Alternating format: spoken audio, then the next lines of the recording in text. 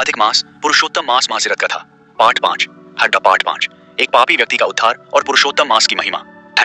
कथा का आरंभ पाठ 4 में हमने देखा कि किस प्रकार एक गरीब ब्राह्मण देवदत्त और उनकी पत्नी सावित्री की निष्काम भक्ति से भगवान विष्णु प्रसन्न हुए और उनकी दरिद्रता दूर हुई। अब पाठ 5 में हम एक ऐसी कथा सुनेंगे जो यह सिद्ध करती है कि पुरुषोत्तम मास की महिमा इतनी अपार है कि एक महापापी का भी उद्धार हो सकता है। पापी कालनेमी का परिचय। एक नगर में कालनेमी का नाम का एक व्यक्ति रहता था। वह अत्यंत दुराचारी था। उसने जीवन में अनेक पाप किए थे। वह मांस खाता था, मदिरा पीता था, झूठ बोलता था, दूसरों को धोखा देता था। उसने कभी किसी मंदिर में पैर नहीं रखा, कभी किसी साधु को प्रणाम नहीं किया। उसके पड़ोसी उससे डरते थे। उसकी पत्नी उससे दुखी थी। उसके बच्चे उसका आदर नहीं करते थे। कालनेमी सोचता था, जो मन में आए करो, यह जीवन एक बार मिला है। पाप पुण्य सब मनुष्य की कल्पना है। भगवान कहाँ है? मैंने कभी देखे नहीं। जीवन में आघात। एक दिन अचानक कालनेमी के जीवन में बड़ा संकट आया। उसका सारा व्यापार नष्ट हो गया।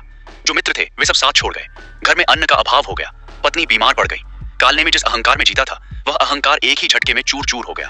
वह रात को अकेला बैठकर सोचने लगा, मैंने क्या किया अपने जीवन में? न किसी का भला किया, न भगवान को याद किया। अब जब सब छूट गया तो मैं कहां जाऊं? उसके नेत्रों से अश्रु बहने लगे। जीवन में पहली बार कालनेमी रोया। संत का आगमन। उसी रात एक वृद्ध संत उसके द्वार पर आए। उनका नाम था महात्मा शांतिप्रिय। उनके मुख पर अद्भुत तेज था, नेत्रों में करुणा थी। उन्होंने कालनेमी को रोते देखा और पूछा, वत्स, क्या हुआ?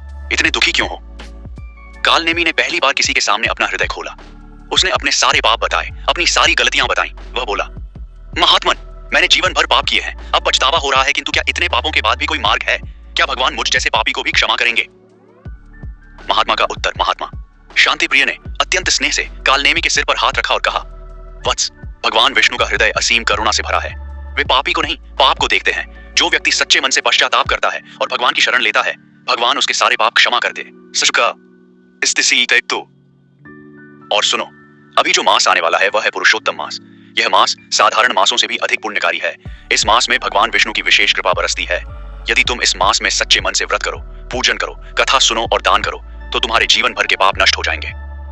कालनेमी की आंखें आश्चर्य से खुल गईं। उसने पूछा, क्या सच में इतने पापों के बाद भी? महात्मा ने मुस्कुराते हुए कहा, भगवान की कृपा की कोई सीमा नहीं। जब गंगा बहती है तो वह यह नहीं देखती कि कौन पापी है और कौन पुण्यात्मा। वह सबको पवित्र करती है। उसी प्रकार पुरुषोत्तम मास की कृपा भी सबके लिए समान है। कालनेमी का परिवर्तन। महात्मा के जाने के बाद कालनेमी के मन में एक नई ज्योति जली। उसने उसी रात संकल्प लिया, मैं पुरुषोत्तम मास का व्रत करूंगा, चाहे कुछ भी हो। पुरुषोत्तम मास आया।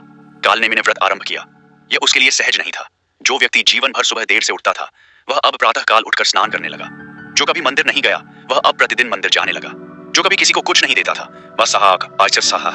वह अब अपनी सामर्थ्य के अनुसार दान देने लगा। पहले कुछ दिन बहुत कठिन थे। पुराने मित्र उसका मजाक उड़ाते थे, अरे कालनेमी, तुम भक्त बन गए, यह तुम्हें शोभा नहीं देता।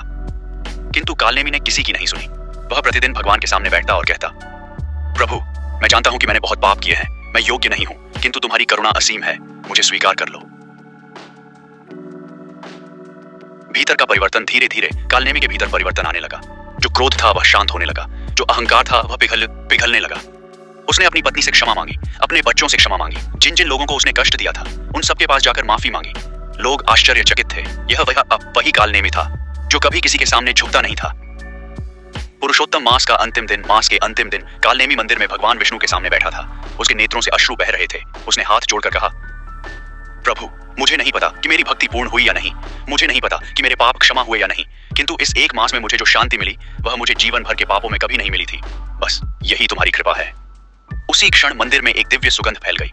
दीपक की लौ तेज हो गई और कालनेमी के हृदय में एक असीम शांति उतर आई, जिसे वह शब्दों में व्यक्त नहीं कर सकता था। वह समझ गया, भगवान ने उसे स्वीकार कर लिया। इस पाठ का आध्यात्मिक संदेश। कालनेमी की कथा हमें यह सिखाती है कि पश्चाताप ही सबसे बड़ी पूजा है।